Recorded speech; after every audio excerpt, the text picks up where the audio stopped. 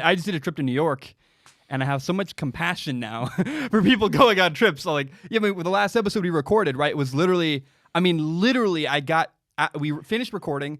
I put like 3 shirts in a bag, and we drove straight to the airport. I mean, within like 10 minutes, we were out of the house. Like, yep, we were gone off to the airport. Now when I get to hear about the trip to New York? Yeah, that'd be great. Can I say first though, like I know what you're going through. You got a lot of. I'm sure you're like, do I have everything? Like, are you packed yet? No. See, that's a horrifying feeling, right? Because you're afraid. I think I've learned in trips in the future now, I'm gonna try to pack like a week early, and then I don't need those clothes for the week, whatever it is, like, and because I'm so afraid, and I luckily went to New York, didn't forget anything.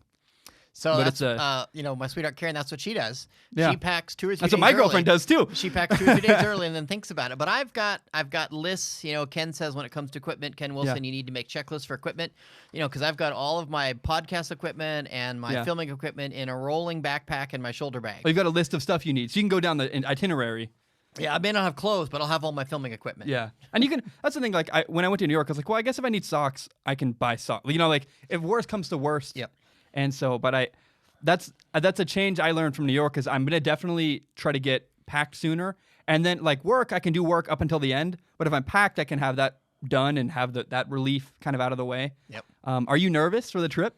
Not at all. I'm super excited. That's awesome. I cannot tell you. I've gotten, maybe after hearing about trip, I'll tell you some of the things I've gotten done and gotten ready and prepped for it. But no, I'll be so happy when the plane takes off tomorrow and I'm headed to Denver. I fly from Denver to Munich to Thessaloniki. When I'm in the air on the way to Denver, I'll like, okay, I made it. It'll be like a big relief. Yeah, and I'll tell you the story later about how they confirmed the trip because it was horrifying. Really? Yeah, but I want to hear about New York. What do you want to hear about?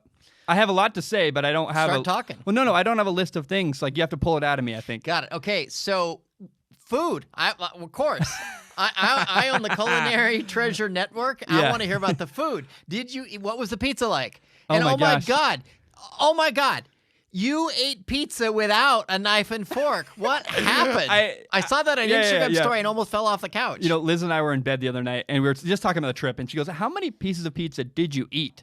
And I was there, I think 6 days. We counted 13 pieces of pizza in 6 days, which felt like not that many because it's like only 1 in the morning, 1 in the afternoon, like roughly. That's all you need. 1 in the morning. So how was it? First of all, it was incredible. My friend Suzanne lives. I stayed with my friend Suzanne, and she lives in Manhattan, like literally in Manhattan, up in a high-rise building. And so we were 3 blocks from Times Square, or from from Central Park, and there was right around the corner. I mean, literally everything. Like, New York is so interesting because it's all micro neighborhoods. Like, you don't leave your area, like, because there's no reason to. It's such a hassle to go anywhere. And so literally there's everything we need within a 2 blocks radius. It's insane to me, like, how many things are everywhere. Right around the corner there's a pizza joint, and oh my, I walked by it like every day because it's right next to the subway. I'm telling you, every single time I walked by it, I stopped and got a piece of pizza, and it was incredible. And pizza like fits New York so well because you're moving, you're going, you like don't sit down and stop. You're always going somewhere or doing something, and so pizza's great because it's a hand food. I mean, like, I know I eat pizza with a fork and knife often. That's because I'm working and I'm writing, and you don't want to have grease your hands while you're trying to write notes for football. But when you're walking around New York, it's literally perfect. You fold it in half, you eat it, and you walk around, and oh, it was glorious. So how about a dirty water dog? What is that? It's a hot dog in the dirty water. I have no idea. You had no hot dogs then.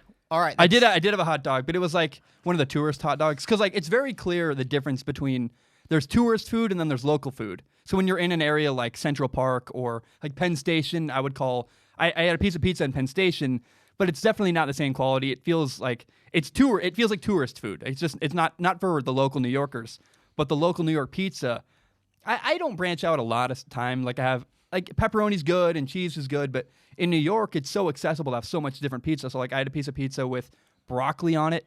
And that sounds terrible. No, it was amazing. It was, like, perfect. Or my favorite one, though, was the buffalo chicken ranch with literal just ranch on it. Like, I mean, like, it baked in. I don't know how they do it. The ranch isn't disgustingly warm, but it feels like it's cooked onto it. And, it's incredible. Okay, do you have anything else fun besides, do you have bagels? No, I actually didn't. We had incredible donuts. Like, I had Dunkin' Donuts for the first time in my life. New York's interesting. Like, there's not a real culture of sit down. The only place you can really sit down at a coffee shop is Starbucks. And this is where I give credit to Starbucks so much. Like, no matter where I've been in the world, I guess I've only been, I've never left the country, but everywhere I've been in America, Starbucks is exactly the same. The drink tastes the same. It's the same environment. The table feels the same. I can sit down, use Wi-Fi, work. And I went to a Starbucks and worked for like 4 hours at a Starbucks, and it was amazing. But Dunkin' doesn't have that culture. Like, you don't sit down at Dunkin' Donuts. You go get your donuts and you have a coffee, and it's great. And so I actually discovered I'm not as into frosted donuts as I thought it was. Like, you have donuts with sprinkles, and that's kind of. But for me, like, it was maybe like a maturing moment where I was like, this isn't that good, and I actually switched to the chocolate glazed donut from Dunkin'. Oh man, that's like.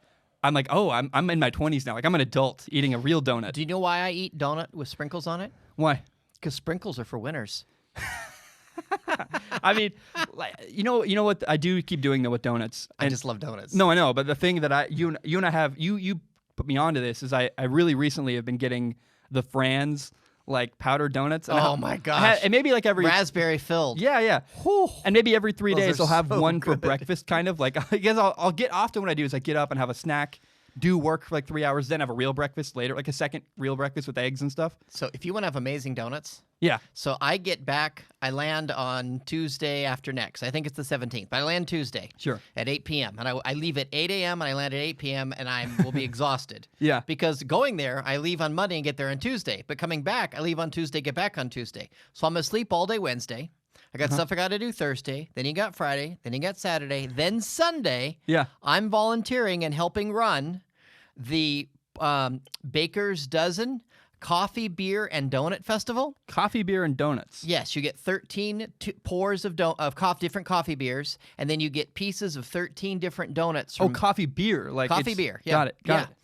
And it's amazing, and I'm sure I can get you in, and you can legally drink. Let's take my. I want to take my girl. That's the new joy in my life is like I get to bring my girlfriend to stuff. So maybe she'll drink the coffee beer, and you she'll can eat love the it. donuts because you don't hardly drink. That girl eats, and in the best way. Like, she eats more than I do, and like she makes fun of me. She's like, "You eat like a bird," like, and makes fun of me for how little I eat. You eat like a bird, but you eat all day long because you're working.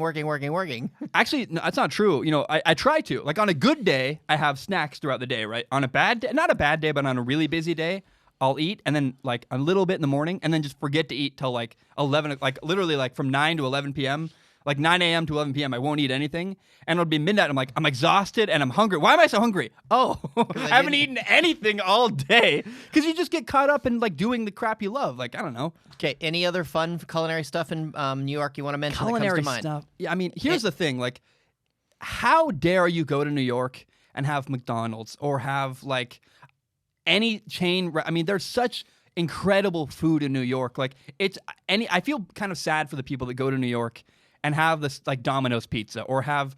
I love a good Big Mac, right? Like, nothing against it, but man, if you go to New York, really dive into that and have a local New York burger. Like, that's what I encourage people. Is there's so many options. There's so much food.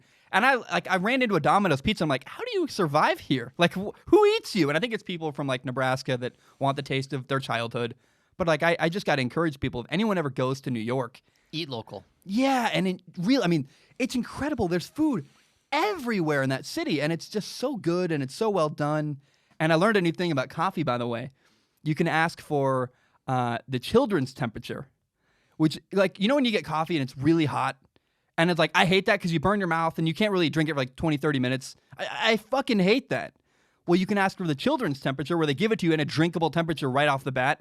Oh, so happy. Like, made my day. When I learned that, I'm like, oh, coffee is now changed for Zach.